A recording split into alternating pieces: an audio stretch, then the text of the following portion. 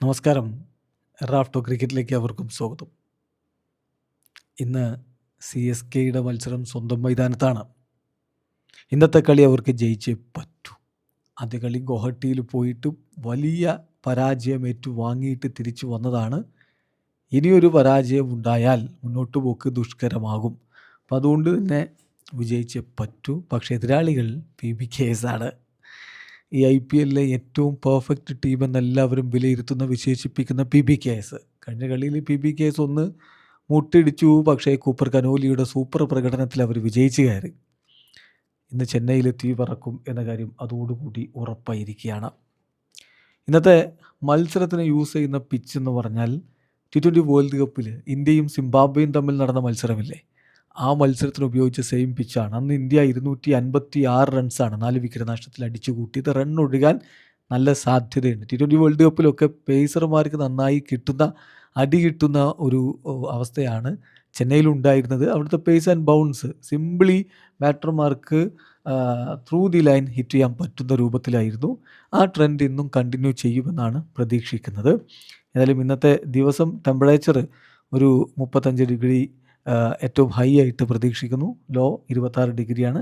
നല്ല ചൂടുള്ളൊരു കാലാവസ്ഥയിൽ നല്ലൊരു കളി പ്രതീക്ഷിക്കുന്നു. എന്തായാലും ഇന്നത്തെ മത്സരത്തിൽ രണ്ട് ടീമിൻ്റെയും ടീം ന്യൂസ് ഒന്ന് നോക്കിയാൽ ഡേവൽഡ് ബ്രെവിസ് പരിക്കിൽ നിന്ന് റിക്കവറായി വരുന്നു.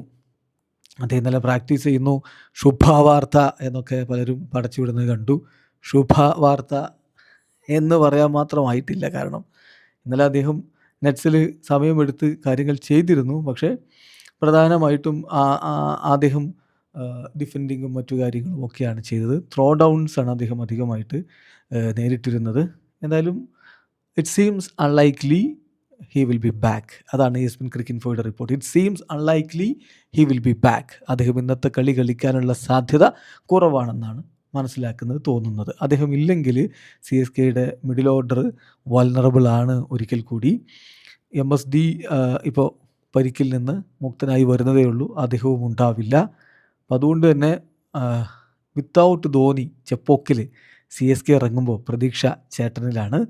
സഞ്ജു സാംസൺ മികച്ച പ്രകടനം നടത്തുമെന്ന പ്രതീക്ഷയിലാണ് എല്ലാവരും.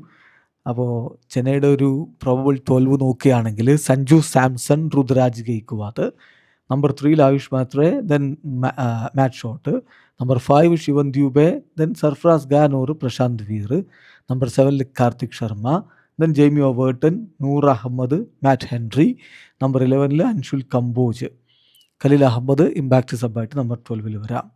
PBKSൻ്റെ കാര്യത്തിൽ കഴിഞ്ഞ മത്സരത്തിൽ അവർ കൂപ്പർ കനോലിയുടെ സൂപ്പർ പ്രകടനത്തിൽ വിജയിച്ച് കയറിയതാണ്. അദ്ദേഹം എന്തായാലും ഉണ്ടാകും ഇന്നത്തെ പ്ലേയിങ് ലെവലിൽ. അതുപോലെ തന്നെ ബാറ്റിംഗ് ലൈനപ്പ് എന്ന് പറഞ്ഞാൽ നമ്പർ 8 വരെ ബാറ്റിംഗ് ലൈനപ്പിൽ അവർക്ക് ആളുകളുണ്ട് എന്നതാണ് ശ്രദ്ധിക്കേണ്ട കാര്യം. മാർക്കോ യെൻസൺ നമ്പർ 8 വരുന്നു എന്ന് പറഞ്ഞാൽ ആ ടീമിൻ്റെ ഒരു ബാറ്റിംഗ് ശക്തി എത്രത്തോളമാണെന്ന് നോക്കിയാൽ മതി. പഞ്ചാബ് കിങ്സിൻ്റെ ഒരു പ്രോബബിൾ 12 പോയാൽ Priyansh Arya, Prabhsimran Singh, number 3 Cooper Connolly, then Shreyas അയ്യർക്ക് കഴിഞ്ഞ കളിയിൽ നോൺ സ്ട്രൈക്കേഴ്സ് എൻഡിൽ നിൽക്കുമ്പോൾ കയ്യിനൊരു അടി കിട്ടിയിരുന്നു. പക്ഷേ പൊട്ടലൊന്നുമില്ല. അദ്ദേഹം കളിക്കുമെന്നാണ് പ്രതീക്ഷിക്കുന്നത്.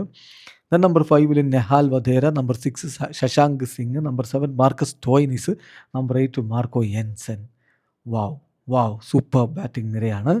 ആ ബാറ്റിംഗ് നിരയുടെ ഗുണം തന്നെയാണ് കഴിഞ്ഞ കളിയിലും നമ്മൾ കണ്ടത്. ദെൻ നമ്പർ 9 സാവേ Bartlett, then Vijaykumar Vyshak, Arshdeep Singh, impact സബായിട്ട് യശ്വന്ദ്ര ചാഹലിനെയും പ്രതീക്ഷിക്കുന്നു. എന്തായാലും മികച്ചൊരു പോരാട്ടമാണ് നമ്മൾ ഇന്ന് ചെപ്പോക്കിൽ പ്രതീക്ഷിച്ചിരിക്കുന്നത്. വീഡിയോ അവസാനിക്കുന്നു. ക്രിക്കറ്റ് ലോകത്തെ കൂടുതൽ വിശേഷങ്ങളുമായി റഫ്ലക്സ് എത്താം.